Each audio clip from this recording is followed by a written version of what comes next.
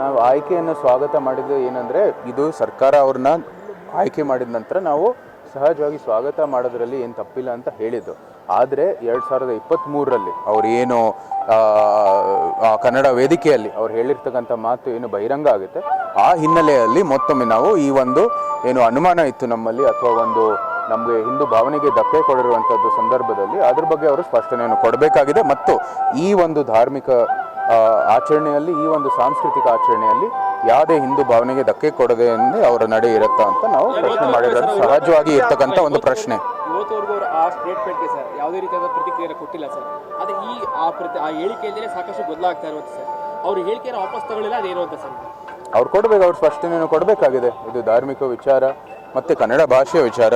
ಕನ್ನಡ ಭಾಷೆ ಇವತ್ತು ಕನ್ನಡ ನಾಡು ಏನು ಒಂದು ಕನ್ನಡಾಂಬೆ ಇದೆ, ಅದು ತಾಯಿ ಭುವನೇಶ್ವರಿ ಜೊತೆ ಹೊಂದಾಣಿಕೆ ಇರ್ತಕ್ಕಂಥದ್ದು ಎಲ್ಲರಿಗೂ ಗೊತ್ತಿದೆ. ಆ ನಿಟ್ಟಿನಲ್ಲಿ ಅವರು ಇದು ಭುವನೇಶ್ವರಿ ತಾಯಿ ಈ ವೇದಿಕೆ ಮೇಲೆ ಇದೆ ಆ ಚಿತ್ರವನ್ನು, ಅಥವಾ ಆ ಒಂದು ಭುವನೇಶ್ವರಿ ತಾಯಿಯ ಒಂದು ಹೆಸರಿನಲ್ಲಿ ಈ ವೇದಿಕೆ ಒಂದು ಸೃಷ್ಟಿಯಾಗಿರ್ತಕ್ಕಂಥದ್ದು ನಾನು ಎಲ್ಲಿ ನಿಲ್ಲೋದು ಅಂತ ಏನು ಪ್ರಶ್ನೆ ಮಾಡಿದ್ದಾರೆ, ಅದು ಅವ್ರಿಗೆ ಸ್ಪಷ್ಟನೆಯನ್ನು ಕೊಡಬೇಕಾಗುತ್ತೆ. ಇನ್ನೊಂದು ಚರ್ಚೆ ಆರಂಭವಾಗಿರುವಂಥದ್ದು, ಅವರ ಧರ್ಮದ ಪ್ರಕಾರ ಮೂರ್ತಿ ಆರಾಧನೆಯನ್ನು ಮಾಡೋದಿಲ್ಲ. ಅವರು ಚಾಮುಂಡೇಶ್ವರಿಯ ಮೂರ್ತಿಗೆ ಪುಷ್ಪಾರ್ಚನೆ ಹೇಗೆ ಮಾಡ್ತಾರೆ ಅನ್ನೋ ಒಂದು ಚರ್ಚೆ ಶುರುವಾಗಿದೆ.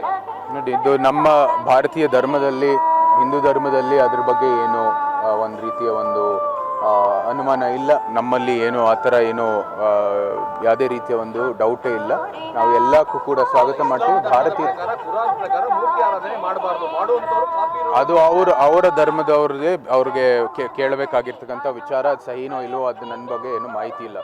ಈ ವೇದಿಕೆ ದಸರಾ ವೇದಿಕೆ ಒಂದು ಧಾರ್ಮಿಕ ವೇದಿಕೆ, ಒಂದು ಸಾಂಸ್ಕೃತಿಕ ವೇದಿಕೆ. ಆ ಒಂದು ಹಿನ್ನೆಲೆಯಲ್ಲಿ ಈ ಎಲ್ಲ ಏನು ನಮ್ಮ ಒಂದು ಧರ್ಮದ ಒಂದು ತತ್ವಗಳಿರ್ಬೋದು, ನಮ್ಮ ಭಾವನೆಗಳಿರೋದು, ಅದರ ಒಂದು ಭಾವನೆಯೊಂದಿಗೆ ಅವರು ಬರ್ತಾರ ಅಂತ ನಾವು ಪ್ರಶ್ನೆ ಮಾಡಬೇಕಾಗಿದೆ. ಹೌದು ಹೌದು, ನಮ್ಮ ವಿರೋಧ ಇರುತ್ತೆ ಯಾವಾಗಲೂ ಸಹ, ಅದಕ್ಕೇನಂತ ಅದ್ರ ಏನು ಮಾತಿಲ್ಲ.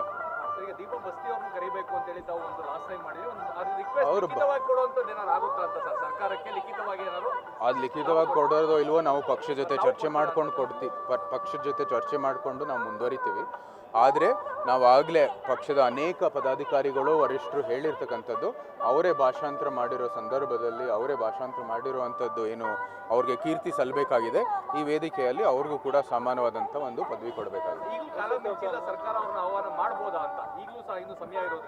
ಈ ಸರ್ಕಾರಕ್ಕೆ ಕೇಳಬೇಕಾದ್ ನಾವು. ಒಂದು ವೇಳೆ ಅವರು ಈಗ ಮತ್ತೆ ಸಮರ್ಥನೆ ಮಾಡೋಕ್ಕೋಸ್ಕರ ಚಾಮುಂಡಿ ಬೆಟ್ಟನೇ ಹಿಂದೂಗಳಲ್ಲ ಅನ್ನುವ ದಾಟಿಗೆ ಸರ್ಕಾರ ಈಗಾಗಲೇ ನಾನು ಭಾಳ ಪ್ರಶ್ನೆಯನ್ನು ಕೊಟ್ಟಿದ್ದೀನಿ. ಉಪಮುಖ್ಯಮಂತ್ರಿಗಳು ಹೇಳಿರ್ತಕ್ಕಂಥ ಮಾತು ಅತ್ಯಂತ ಒಂದು ಬೇಜವಾಬ್ದಾರಿಯುತ ಒಂದು ಹೇಳಿಕೆ.